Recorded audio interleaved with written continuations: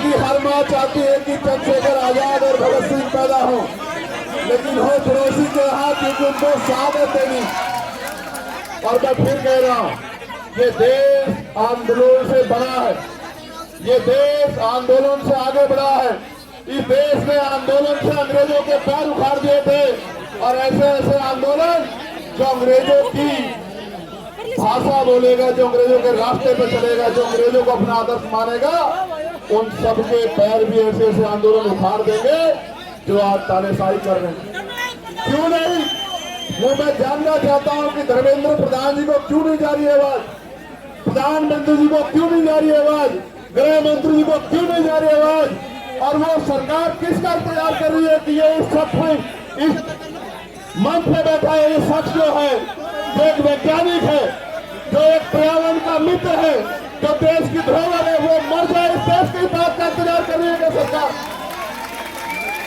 क्या इंतजार कर रही है कि कुछ कौन सा आके यहाँ पत्थर फेंक दे, डंडा चला दे, या कोई भीड़ आके इस आंदोलन में हिंसा कर दे, ये आंदोलन बर्बाद हो जाए?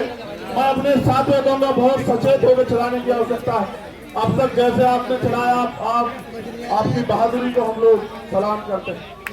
अब तक जैसे आपने चला, मैं आपकी बहादुरी को सलाम करता हूँ। और मैंने देखा इस तरपाल के लिए पैर पकड़ने पड़े भाई, इस तरपाल के लिए पैर पकड़ने पड़े यहाँ रुकने के लिए। लास्ट बार पहलवान बेटियों का आंदोलन हुआ था यहाँ, मेरे आज भी याद है, जब आंदोलन लंबा चला। उसके बाद ये दूसरा आंदोलन, और कहा गया मुझसे भी कल इन्होंने कहा कि टीम ने कि भैया 20 तारीख को कूच करेंगे हम लोग। 20 को ही करोगे?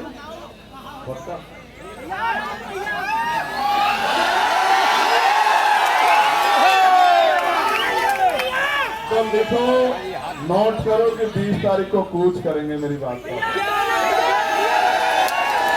मैं 20 तारीख को आता, मेरा भरोसा करो, मैं 20 तारीख को आता। मैंने किसी को कहा भी नहीं आने के लिए, आप जानते हो, मैंने किसी से नहीं कहा कि आ जाओ, लेकिन इनकी वजह से आना पड़ा, इनकी वजह से आना पड़ा। मैंने इनसे कहा कि जाओ, उनसे कहो कि वो अनशन त्याग दे, देश को उनकी जरूरत है, युवाओं को उनकी जरूरत है। और इन्होंने कहा कि वो तो नहीं मान रहे। मैंने इनसे कहा मेरा संदेश देना कि इनका भाई इनसे कह रहा है कि त्याग दो, तो संदेश ही आया कि नहीं, वो नहीं छोड़ रहे अनशन। तो मैं आज इनसे नहीं कहूंगा अनशन छोड़ो, मैं बिल्कुल नहीं कहूंगा। मेरे आज भी याद है जब शहीद आजम सरदार भगत सिंह जेल में थे, उनके पिताजी चले गए एप्लीकेशन लेके अंग्रेजों के पास कि इनकी सजा माफ कर दी जाए।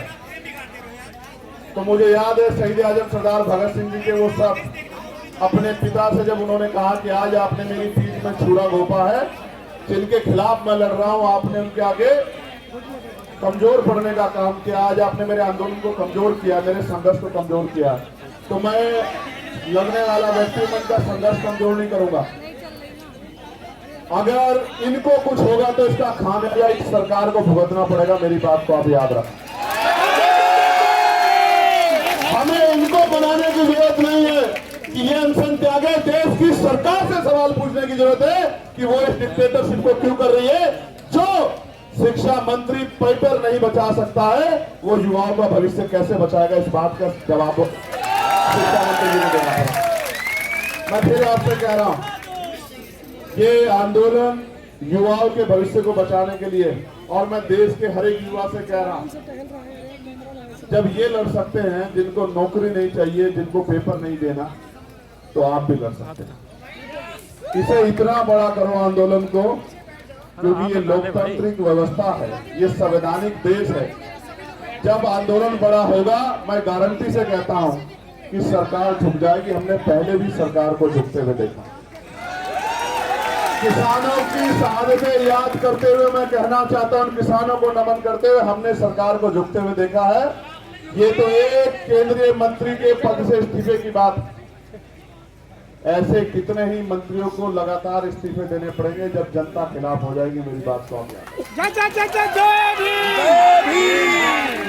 कुर्सी तो है। धर्मेंद्र प्रधान जी को मैं कहना चाहता हूं, सुनो भाई, कुर्सी तो है, आपका जनाजा थोड़ा ही है। अगर कुछ कर नहीं सकते तो छोड़ क्यों नहीं देते, क्यों करके बैठे? ये खलल डाल रहे हैं।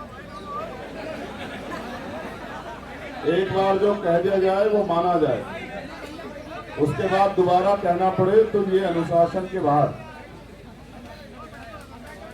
अगर आप कुर्सी पे बैठ के कुछ कर नहीं सकते, देश के युवाओं का भविष्य नहीं बना सकते, तो आप कुर्सी छोड़ क्यों नहीं देते सर? क्यों चिपक के बैठे? जब देश के युवाओं को आप ये ऐसा शिक्षा मंत्री चाहिए ही नहीं है तो काहे से चिपक के बैठे हो?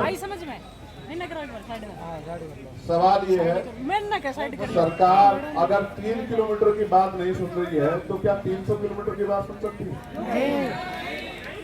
सरकार सुनना नहीं चाहती है, सरकार सुन के इग्नोर कर रही है। जवाब दो। उनको लगता ये है कि ऐसी अफीम चाट रखी है लोगों ने, कितने दिन याद करेंगे। और ये सच भी है, ये सच भी है। मैं बहुत कड़वी बात कह रहा हूँ। जिनके बच्चों के लिए यहाँ लड़ा जा रहा है वो माँ बाप घर में इसलिए बैठे हैं कि उनके बच्चों से कोई सवाल उनके बच्चों के फ्यूचर पे ना आ जाए। आपके बच्चों का फ्यूचर है ही कहाँ भाई? पैसे वाले लोग पेपर लीक करा लेंगे, जिनके जो पावर स्ट्रक्चर से जुड़े हुए लोग हैं उनको पेपर पहुंच जाएगा, तो किसको नुकसान होगा? उसी को ना जो मेहनत कर रहा है, वो किसी भी जाति का हो, किसी भी धर्म का हो। तो ये फिर न्याय प्रिय अवसर की समता निष्पक्षता कहाँ बची? मैं तो उन बहादुर बहनों का भी धन्यवाद करता हूँ, उनके हौसले का भी धन्यवाद करता हूँ जो डटी हुई। जहां नौजवान घर में बैठ के रील देख रहा है, वहां मेरी बहादुर बहनें आंदोलन कर रही है। मैं दिल से धन्यवाद। 20 तारीख को आओगे नहीं आओगे बताओ?